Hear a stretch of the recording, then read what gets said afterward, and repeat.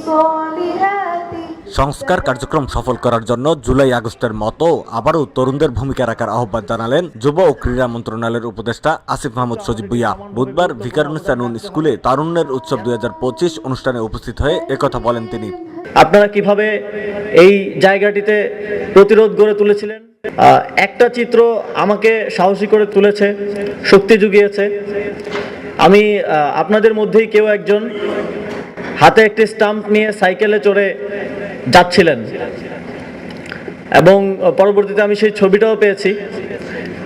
আপনাদের এই লড়াই আমাদেরকে আন্দোলনের বিভিন্ন স্তরে শক্তি জুগিয়েছে, সাহস জুগিয়েছে এই আন্দোলনকে একটি অভ্যুত্থানে রূপান্তরিত করার এবং একটি সফলতার দিকে নিয়ে যাওয়ার ক্ষেত্রে আপনাদের লড়াই অত্যন্ত গুরুত্বপূর্ণ ভূমিকা রেখেছে। সেজন্য আপনাদেরকে আন্তরিকভাবে আবারও ধন্যবাদ জানাই।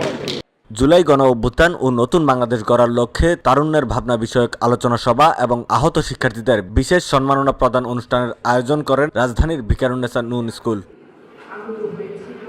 এ সময় শিক্ষার্থীরা জাতীয় পতাকা উত্তোলন ও প্যারেড পরিবেশন করেন। পরবর্তীতে স্কুল অডিটোরিয়ামে আহত শিক্ষার্থী ও অতিথিদের সম্মাননা দেওয়া হয়।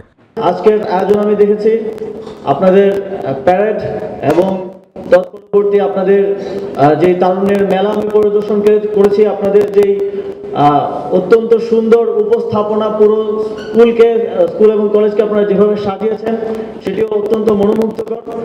আন্দোলনে ভিকারুননিসা নূন স্কুলের শিক্ষার্থীদের ভূমিকার কথা স্মরণ করে অতিথিরা বলেন, যখনই সমাজ রাষ্ট্রের অবক্ষয়ে এসেছে, বাংলাদেশের তরুণরা তখনই এগিয়ে এসেছে। আন্দোলনের সময় আমরা অত্যন্ত উদ্বিগ্ন ছিলাম। এরা সবসময় এখানে চলে আসছে, এই সামনে স্কুলের সামনে আমরাও এসেছি। তখন দেখেছি উৎকণ্ঠিত মুখ এবং কি আগ্রহ, তাদের কি আনন্দ, তাদের কি বেদনা, সব কিছু মিলেই যে একটি সুন্দর বাংলাদেশ গড়ার জন্য যে তাদের এই ছোট ছোট শিক্ষার্থীদের মাঝে যে উদ্বেগ মুখ আমরা দেখেছি, সেটা এখনো আমাদের উদ্বেলিত করে, আমাদেরকে আনন্দ দেয় এবং আমাদেরকে আগামী দিনের সুন্দর বাংলাদেশ গঠনের স্বপ্ন দেখায়। জুলাই গণ অভ্যুত্থানে নারীদের অংশগ্রহণ ছিল উল্লেখযোগ্য। এ সময় দেশ গড়ার কাজেও নারীদের সম্পৃক্ত করার আহ্বান জানান বক্তারা। এবারের আন্দোলনের একটি বিশেষ দিক ছিল আমাদের নারী সমাজের স্বতঃস্ফূর্ত অংশগ্রহণ।